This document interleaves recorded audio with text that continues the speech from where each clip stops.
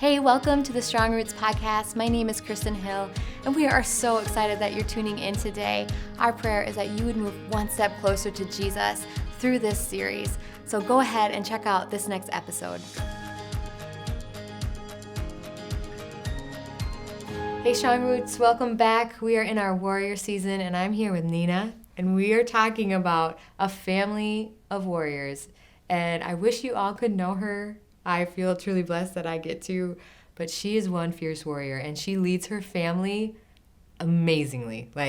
I couldn't think of a better person to talk about this. She inspires me to be a better mom, to be a warrior for my kids.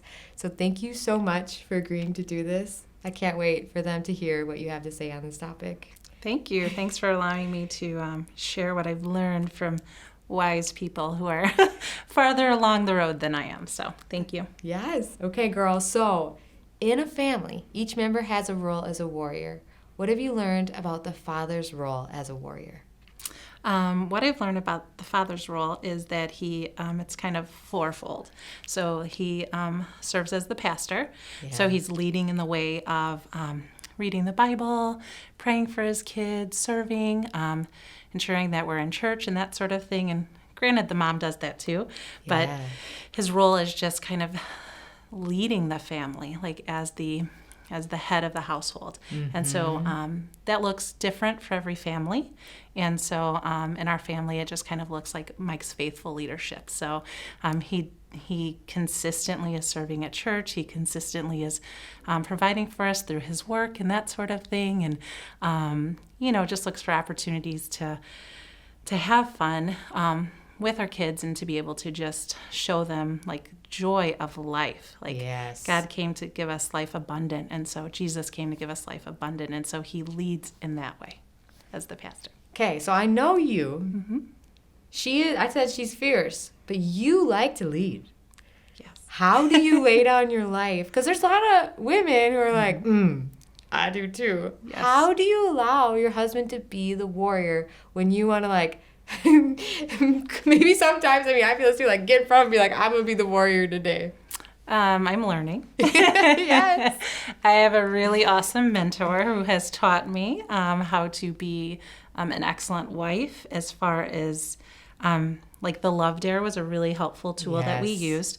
And so it's really focusing on what can I do how can I lead in that way? How can I lead in laying down my life and that sort of thing? And so Mike and I thankfully have been married for 10 years. And so I'm just now starting to maybe be able to do that in a way that that is fitting. So I just think of it, for instance, she suggested to me, I like, for instance, a certain brand of laundry detergent, and he comes home with a different brand, and it's no worries, don't throw a fit because it's not the one you wanted, but it is, he got it, and just supporting him in that way. And I know that seems so silly, but for someone who loves to lead and loves to have things go a certain way, that's just a silly way to have that done. But God knows it's not. Yeah. And it's a victory. Yeah, absolutely. So it's in all the little things, and it's in the big things too, just really trusting that the Lord is working in him, and that I just have to not allow, but I can't think of a better word, but allow him to lead. Yeah. And I have to just trust that the Lord has him and has commanded him to be the leader of our home. And so what's the best way that I can support that? So for instance, yesterday, something came up and I just asked him, what's the best way I could support you today? And then just following through on that, even if that's not necessarily what I think would be the best way. Oh, that's good. Yeah. That's so good. So what have you learned about the mother's role as being a warrior? I've learned that she is, one of the roles she has is the watchman. And when I heard that word, I just couldn't really I had a different perception of what a watchman is, but essentially it's been explained to me as a prayer warrior. Yes. And so just thinking about covering our husbands in prayer, covering our children in prayer, and just really setting the tone for the home and establishing peace in that home and fighting for that peace. I feel in any season of parenting and that sort of thing, there's going to be different things that come about, and it's how can you establish peace in your home within your frame of reference and that sort of thing. So being able to do that, again, I learned from a lot of people, and they just kind of talked about like even maybe having a life verse that you speak over your children, or maybe if they're things like if they were to be in trouble later on and that sort of thing, like what would be their life verse to kind of carry them through that. So prayer, I think, is like number one, super, super important. And I'm just trying to find ways to consistently do it. And so a suggestion from a friend was that every time they lie their baby in their crib, they pray for that child. So, if your baby takes 2 naps a day, you're intentionally doing that. And so like being super intentional, there's routine things that we do every day, brushing our teeth. Could I be praying for purity in the words that my children speak, or in the words that I speak over my children? Are they encouraging? Are they life-giving? Are they building these sweet children up, and that sort of thing? So just looking for practical ways to do that, I think. And just talking about, I think it's never too late to learn, never too early to discuss like godly beliefs, and like ensuring that like they're believing God's truth and sharing God's truth in scripture. That's becoming like so important in my life recently. And I'm just learning like how important it is for the kids, to have it hidden in their heart. And so just being able to like pray for them and share the word with them and make that an ever-present part of our day and life. And that looks differently, and it looks differently for everyone, and I'm learning how to do that more consistently. And so just being able to do that. I know that you go to war for your kids in a lot of times a very countercultural way. Like things that cultures say are cool. I know that you are very intentional of protecting your kids. And I know that it's not easy to make friends that way too. You know what I mean? Because I don't know, let's just use, I'm not saying you do this, but John and I actually do this, but we don't allow our kids to have sleepovers. That doesn't make a lot of mom friends. It seems weird. But John and I have both had bad experiences at sleepovers, and we decided that's not something that we're going to do. So that's just an example. But I know that you go to war for your kids in ways like that all the time, that people are kind of like, that's kind of weird. Like, how do you stay strong in your resolve when everyone around you is either saying you're weird or that's stupid, or why are you doing that? First of all, I'd like to give thanks to like Mike and being able to support me. Yes. So if I didn't have his support, I think it would be a little bit more challenging. So he supports me in the fact that I'm very protective of like their privacy and that sort of thing, as far as like something that we don't do is we just don't like to have them on Facebook and that sort of thing. And that's just a personal choice for us. We're not judging or anything. Mike is fine with them being on Facebook. I'm not, but he supports me in that. So all that to be said, I'm thankful that I have his support. Yeah. I just really feel like it's really important to protect them as much as we can when we have the opportunity. And so just in thinking about, like you said, experiences that we've had as parents, we just want to protect them as much as we can. And then if a negative experience happens, taking the time to be intentional and discussing it. Yeah. So, we've had conversations before like, oh, do you think I should allow my girls to watch this movie? And so we talked about, you and I have talked about like, that's fine if that's what you choose to do, but what about the conversation around it? And so it's important to them in the same respect to be safely exposed to things that are not maybe aligned to what we believe, so that we could have conversations and we can talk about why is it important why do we believe this? Why is this important to us? Why is this a family value that we hold dear? And so, again, all that to be said, just really based on our experiences and wanting to protect them as much as we can. And in the areas where something were to come up, we're protecting them in a different way by having those conversations and really authentically discussing, like, why do we believe what we believe?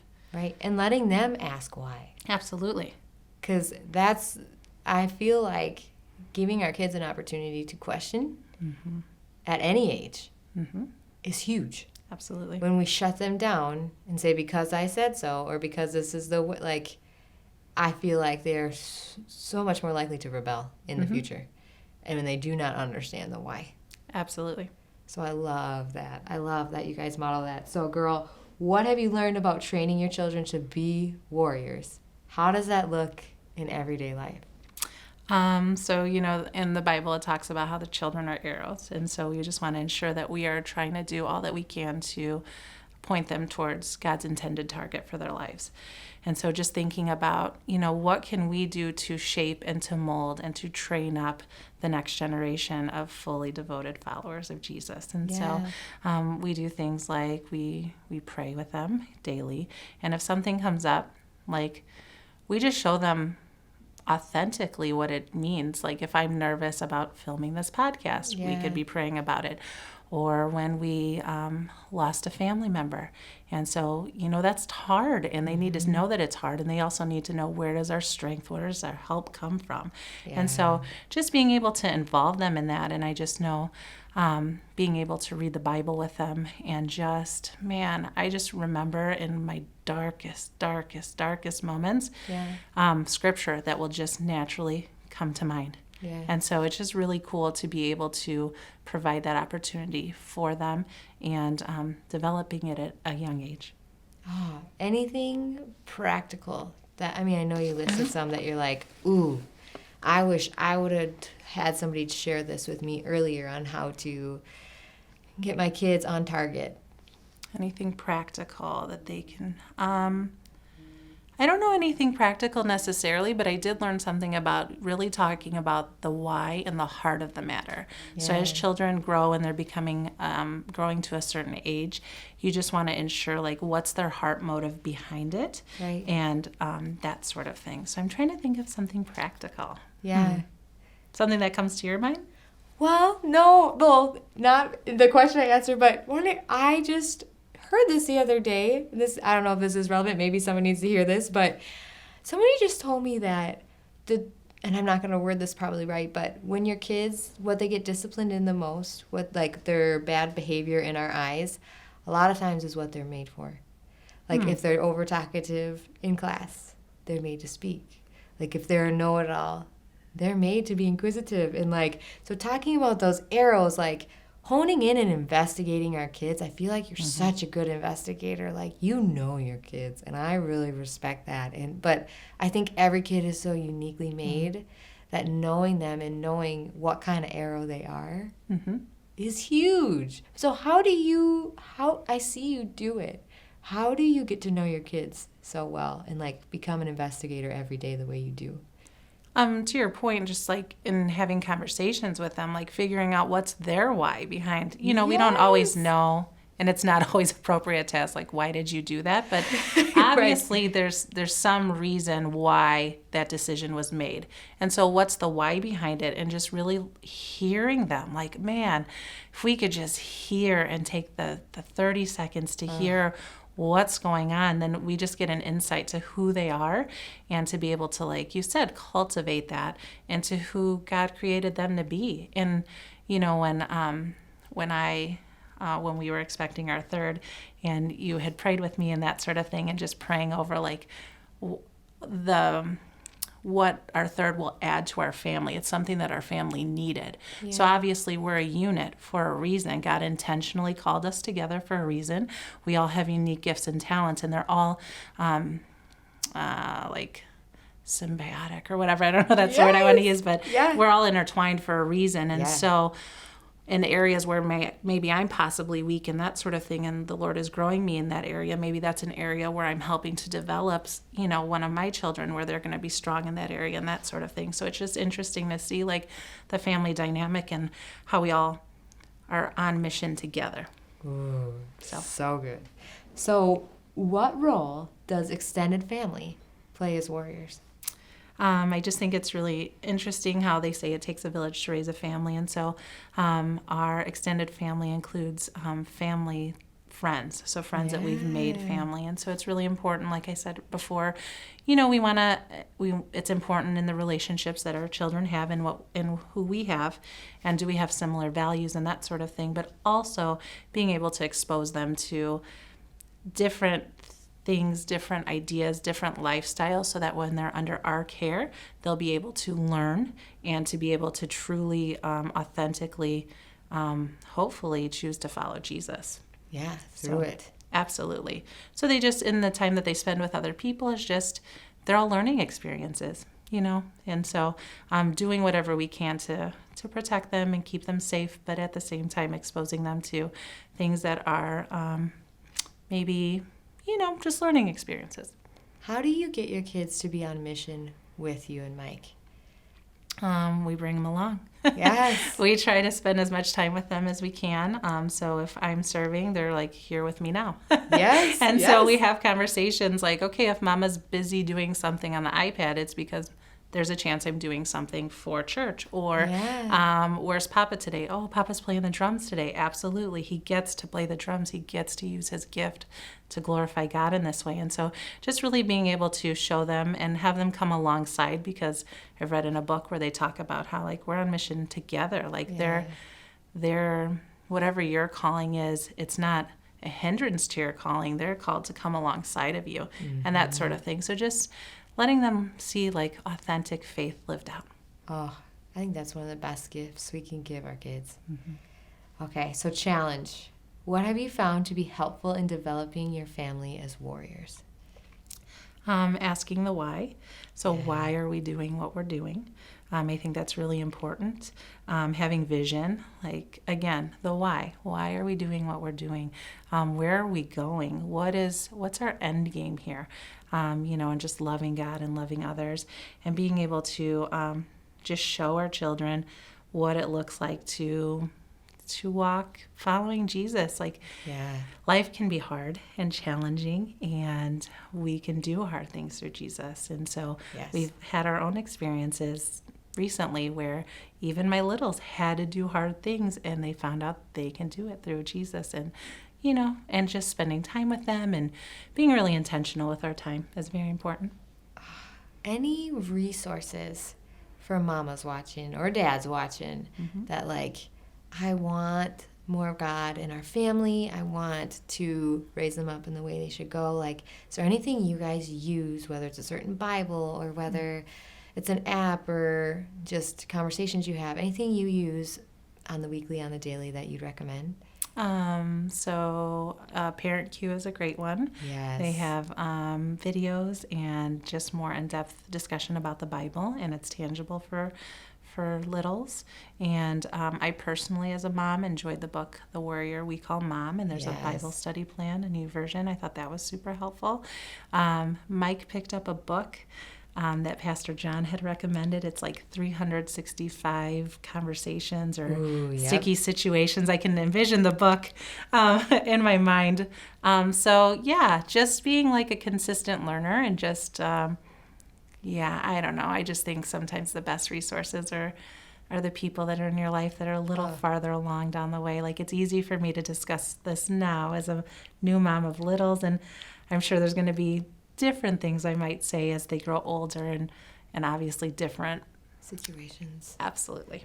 Oh, it's so true. And I love that. Like, I feel like I agree with you. The best resources are the people God has placed in your life and our kids.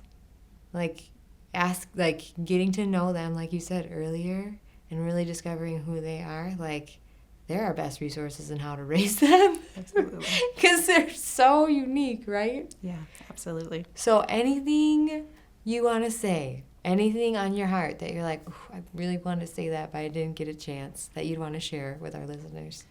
Just, to defer to the Lord always. Like, if there's a situation where you're not sure how to handle it or you need wisdom, He is the ultimate Father. He is the source of everything. He created these beautiful people, and He would best know how to, and He does. He knows how to best raise them, what motivates them, what would provide them comfort, what would provide them all the things that they need. And so, like, really deferring to Him, to His wisdom, spending time with Him to know your kids better, and just to be smart and wise in His leading and like how to handle different situations, I would say. Absolutely. So good. And so I'm going to challenge our listeners. I want you to do what Nina suggested earlier. Prayer is our greatest weapon. And so, like she said, whether it's brushing your teeth, praying for the words that come out of our mouths, our kids' mouths, whether you're doing their laundry and you're folding their clothes and you're asking God to bless them in their endeavors or whatever. Like, I want our listeners to find ways on how to intentionally pray for your family, for your kids, so that we can be generation after generation of fully devoted followers of Christ and be a family of warriors. So good. So thank you guys so much for listening, and we cannot wait to catch you next time. Bye.